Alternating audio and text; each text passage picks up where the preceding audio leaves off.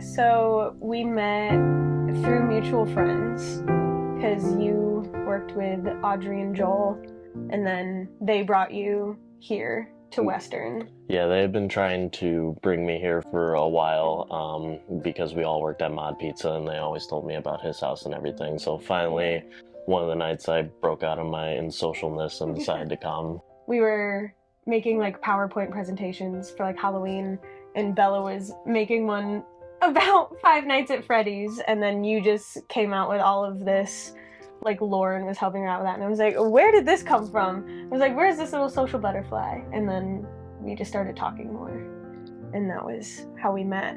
A memorable moment from our early days of dating. The first like really good movie that we watched was a movie that we didn't expect it to like be like really good, and it was the Puss in Boots movie. Yeah, it was good. And I lost my wallet at the movie. I forgot about that. Yeah.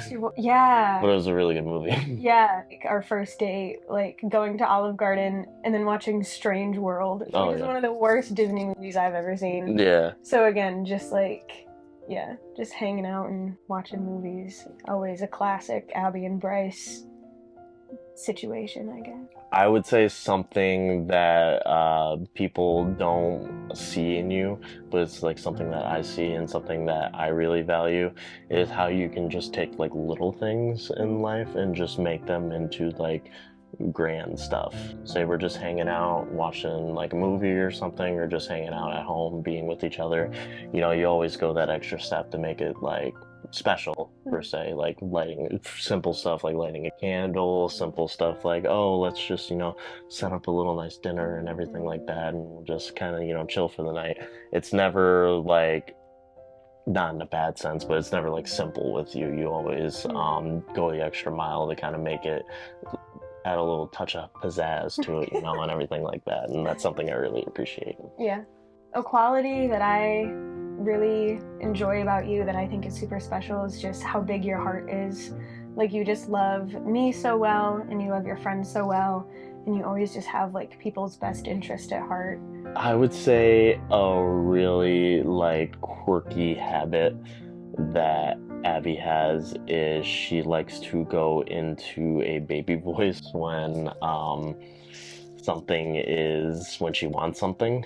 She likes to do the whole little like this thing, and it's gotten so bad that I've picked up on it. Yeah. 3 years ago, Bryce would have never done that. We gotta stay upkept in here. Yeah. But now I've picked up that habit, and it's like just a little quirky thing that she does, and I like it. Valuable lessons I've learned about love and just relationships is patience and growth. Watching you grow has been so cool. I would have Spider-Man's powers. I wouldn't even care how we use them as a couple. I just want Spider-Man's powers. Invisibility is the best superpower. I would just use that power to tickle you all the time. So I'm so sorry.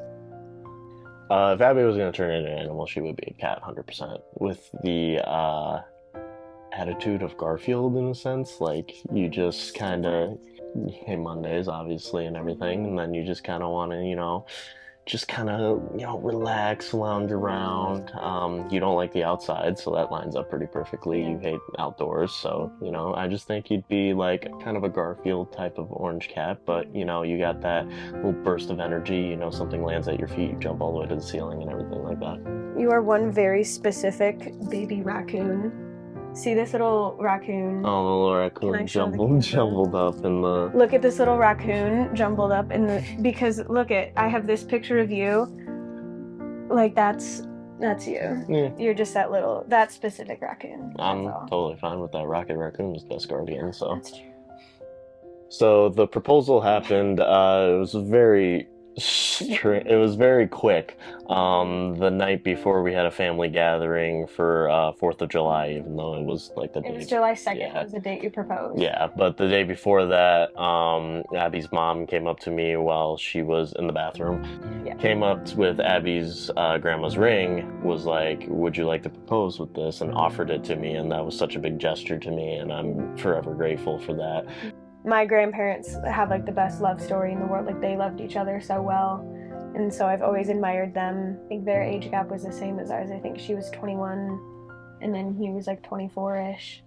And then also my parents were also like 4 years apart and like 21 and 24ish. So like I guess we've kept that tradition alive. So like just their love story in general has always been like a big, what's the word? Like Inspiration? they set the bar high. Yeah, it was like an inspiration. They set the bar high. And yeah, she was just, I love looking down at my hand and then just thinking of my grandma all the time. It's like, okay, well, when do you want to do it? I was like, well, was the family getting together tomorrow?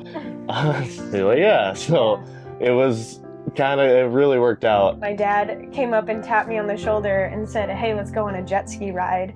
And like, we didn't bring our swimsuits because it was like a really gloomy day and whatever. So I was just like in a Heavy Metal One Direction t-shirt and like sweat shorts. And then I was like, okay. So we did the whole proposal by their little lake front and everything like that. When we pulled up to the beach and then the proposal happened, I was like, all I could think about was I'm in this outfit right now getting proposed to, fresh off of a jet ski. She almost missed it because she wanted to go grab a sparkler after she got off the jet ski, and I kept calling her over to try to propose to her. So she finally came over, and there's video footage of me being really nervous and like hyping myself up to propose because it was definitely the most important thing that I've done in my life. I thought everyone was playing a game on the beach with sparklers, and I wanted a sparkler, so I didn't see you by the tree. And then everyone started walking towards me with the sparkler. Anyway, well, I just like sparklers, that's all. Yeah, fair enough. But it was big for me because it really showed that your family like does really like me, and that's always very important. Yeah. But it really showed to me that they really trust me to take care of you and to love you for the rest of our lives together, and that is something that just means the world to me. Yeah. I don't have a pet name for you. Mine is just what everyone is, and it's your Abigail alter ego. I'll just call you. Alter ego, Plabby. Yeah. Yeah. I call you baby girl all the time. You know, I've went through a lot of trials and tribulations as a person and everything, especially through the last 5 years. And it's just really heartwarming to have a woman that really loves me for who I am and allows me to be that person that I am when I don't have to, kind of hide it and everything like that. So I'm just really happy that I get to spend the rest of my life with such an amazing woman, and I really can't wait for the wedding. I'm just really excited to marry you.